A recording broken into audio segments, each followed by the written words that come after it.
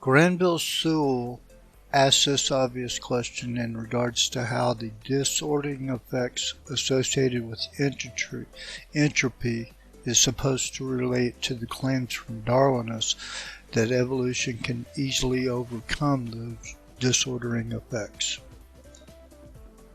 Granville-Sewell further notes that the compensation argument used by every physics text which discusses evolution and the second law to dismiss the claim that what has happened on Earth may violate the more general statements of the second law was the target of his article Entropy, Evolution, and Open Systems. He states the very equations of entropy change upon which this compensation argument is based actually support, upon closer examination, the common sense conclusion that if an increase in order is extremely improbable when a system is isolated, it is still extremely improbable when the system is open, unless something is entering which makes it not extremely improbable. Moreover, Dr. Sewell has empirical evidence backing up his claim that the compensation argument is without any true foundation in science. Specifically, empirical evidence and numerical simulations tell us that genetic entropy, the tendency of biological systems to drift towards decreasing complexity and towards decreasing information content, holds as true as the overriding rule for biological adaptations over long periods of time.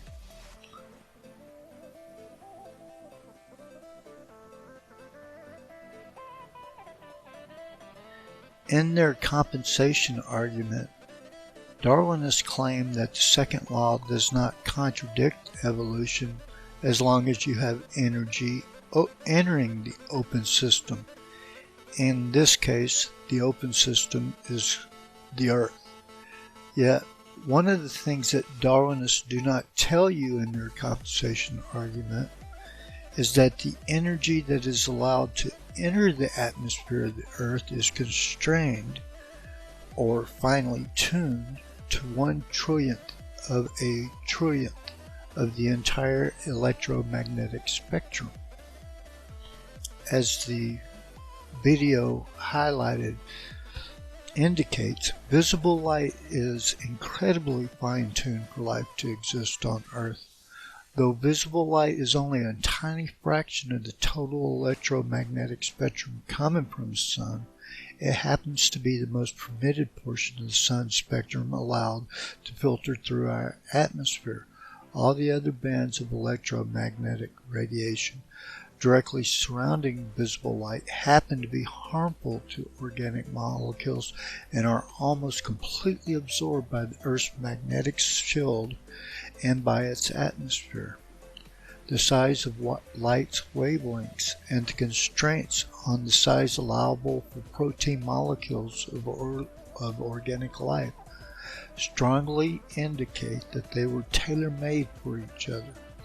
In the following article, Dr. Bradley notes that the visible portion of the electromagnetic spectrum is the most intense radiation coming from the Sun, has the greatest biological utility, and easily passes through the atmosphere of the Earth and through water with almost no absorption.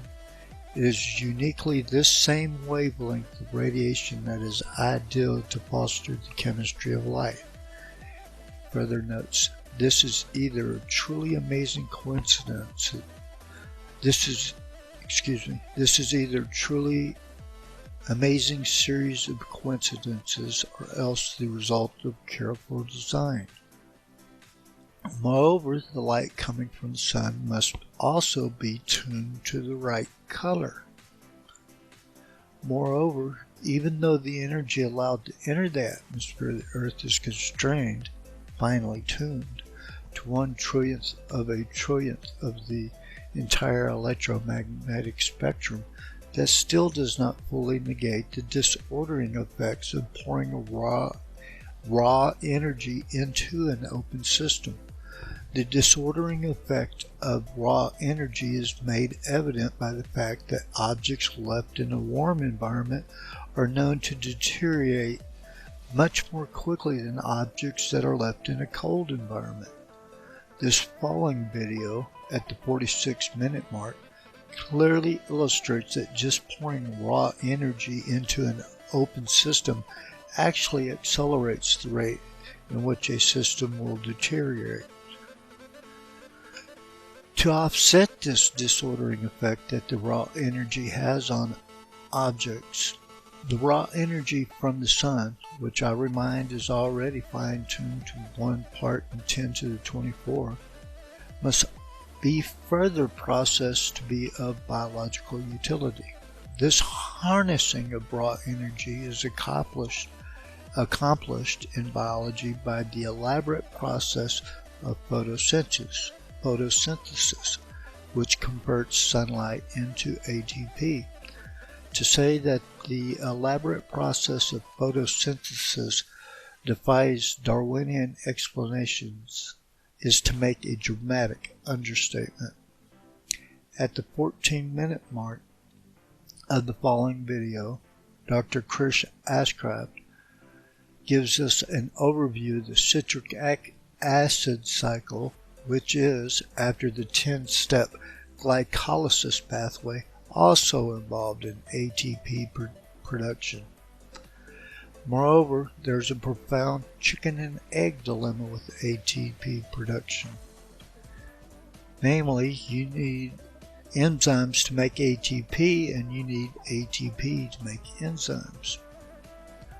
Of related note, ATP synthase is also, unexpectedly for Darwinists, found to be thermodynamically 100% efficient.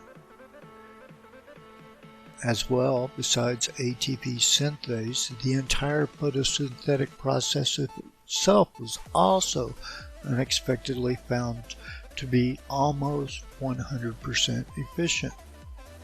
Moreover, photosynthesis achieves this astonishing efficiency by overcoming thermodynamic noise by way of quantum coherence. A quantum coherence which shows remarkable resistance to the aggressive random background noise of biology in extreme environments.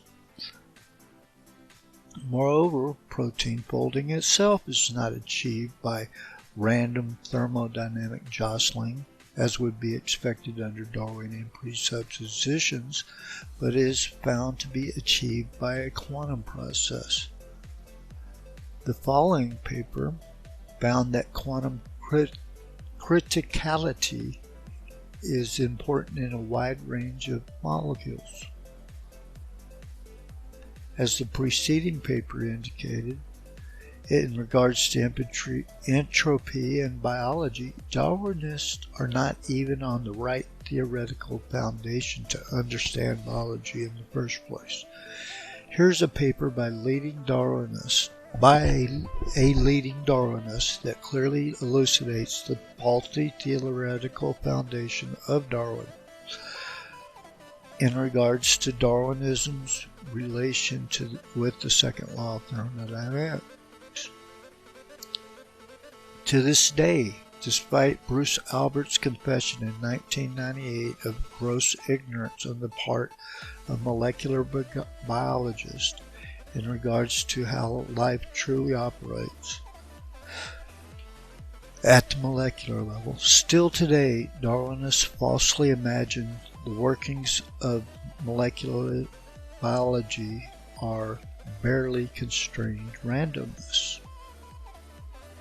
That molecular biologists, and neo-Darwinists in particular, have basically ignored advances in quantum mechanics as it relates to biology is also made abundantly clear by the fact that they have apparently completely ignored Erwin Schrödinger's contention that he made all the way back in 1944, that life must be based on quantum mechanical principles instead of being based on classical materialistic principles as Darwinists presuppose.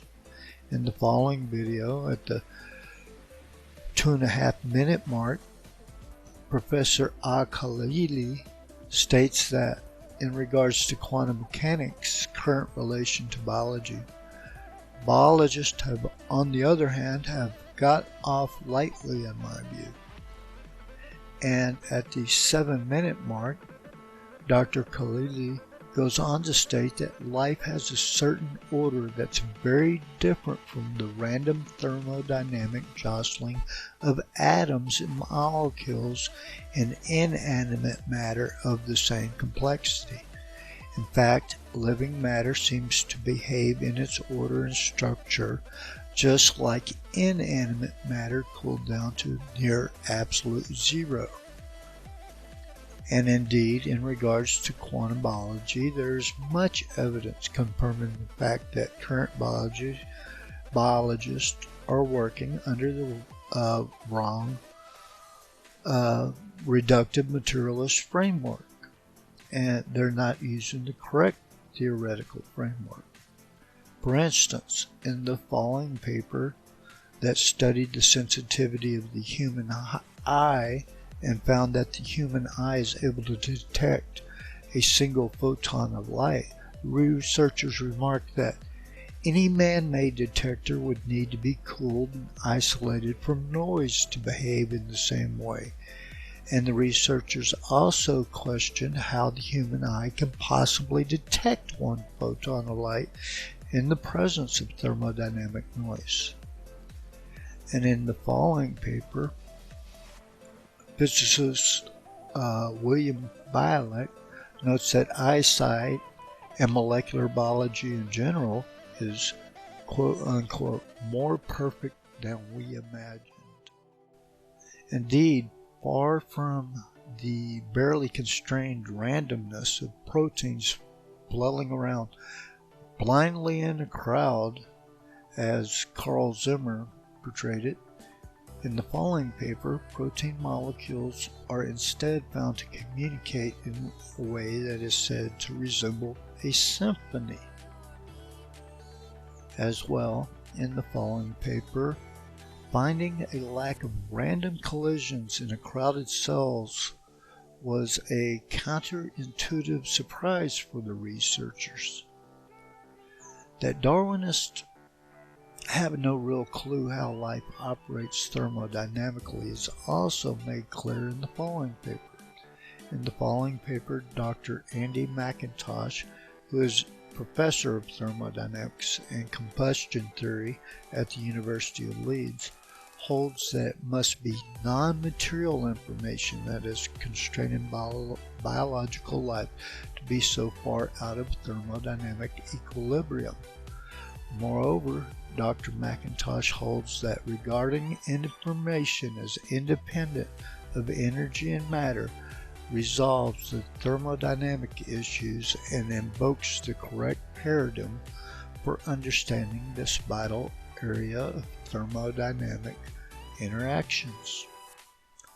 And in support of Dr. McIntosh's contention that it must be non-material information which constrains biological life to be so far out of thermodynamic equilibrium, information has now been experimentally shown to have a thermodynamic content.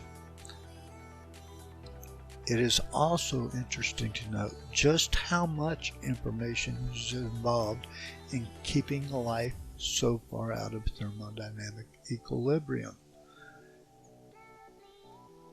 Perhaps the most compelling piece of evidence that there must be immaterial information constraining life to be so far out of thermodynamic equilibrium is to note that the thermodynamic processes of the universe are, for the most part, kept in check until the moment of death, at which time the entropic forces of the universe kick in full force and relatively quickly, disintegrate the approximately billion trillion protein molecules that compose a single human body into dust. Stephen Talbot elucidates the fateful transition at death in this manner. Of related note to immaterial information having a thermodynamic content, classical digital information was found to be a subset of non-local, beyond space and time quantum information by the following method, which removed heat from a computer by the deletion of data by quantum entanglement. The preceding paper was recently experimentally verified. Moreover, Carl Zimmer's appeal to what he falsely imagined to be barely constrained randomness of entropy in cells to try to say that life was not designed, well, contrary to that claim, the fact of the matter is that if anything ever gave us evidence for the supernatural design of the universe, it is the initial 1 in 10 to the 10 to the 123rd entropy of the universe. This number, 1 in 10 to the 10 to the 123rd, is so large that if it were written down in ordinary notation, it could not be written down even if you used every single subatomic particle of the universe to denote a decimal place within the number. Moreover, the improbability of this number, 1 in 10 to the 10 to the 123rd, is so small that it drives, via Boltzmann brain, atheistic materialism into catastrophic epistemological failure. It is also important to note the broad explanatory scope of entropy for the universe. In fact, entropy is also the primary reason why our material, temporal bodies grow old and die. As well, it is interesting to note the primary source for increasing entropy in the universe. This source is black holes. Kip Thorne describes the extremely destructive power inherent in black holes in this following quote. Thus,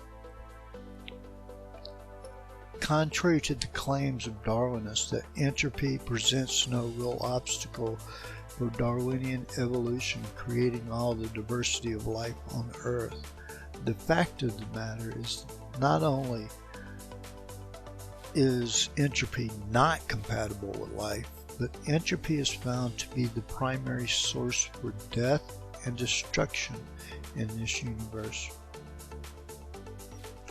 Of final note, in the Shroud of Turin and Jesus Christ's resurrection from the dead, we have evidence of God directly overcoming the deadly entropic force that is inherent in gravity.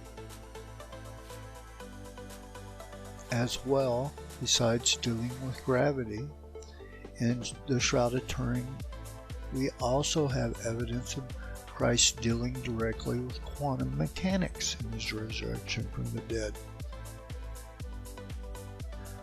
Thus, if we rightly let the agent causality of God back into the picture of modern physics, as the Christian founders of modern science had originally envisioned, Isaac Newton, Maxwell, Faraday, Planck, among others, to mention a few, then an empirically backed reconciliation between quantum mechanics and general relativity, in other words, the quote-unquote theory of everything, readily pops out for us in Christ's resurrection from the dead.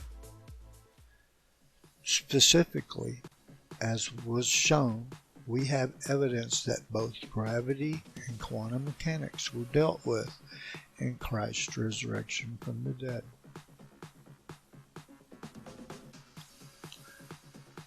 Of supplemental note. Despite entropy's broad explanatory power for the universe, we find in what is termed the quantum Zeno effect that an unstable particle, if observed continuously, will never decay. The quantum Zeno effect is just fascinating. How in blue blazes can conscious observation put a freeze on entropic decay unless consciousness was and is more foundational to reality than the 1 in 10 to the 10 to the 123rd initial entropy is? This finding by the quantum Zeno effect rules out any possibility that my consciousness and thoughts are the result of the random thermodynamic jostling of the atoms of the universe and of my brain, as Darwinists presuppose.